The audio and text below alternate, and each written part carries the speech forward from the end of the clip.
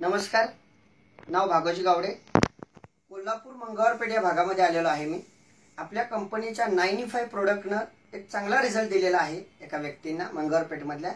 तर काय रिझल्ट दिलेला आहे तो त्यांच्याच तोंडून ऐकूया आपण। सर नमस्कार।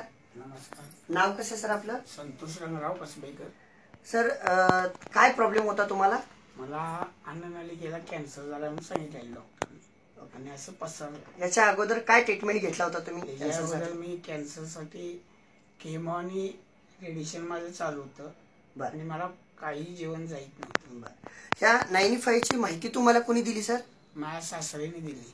बर, सासऱ्यांना कोणी काय सांगितलेलं वहिनी तुम्हाला माहिती काय? पप्पांना किडनी सर आहेत त्यांनी माहिती दिली। बर, हे किती दिवसापासून वापरायला लागल्या तुम्ही? 24 दिवस झाले आता।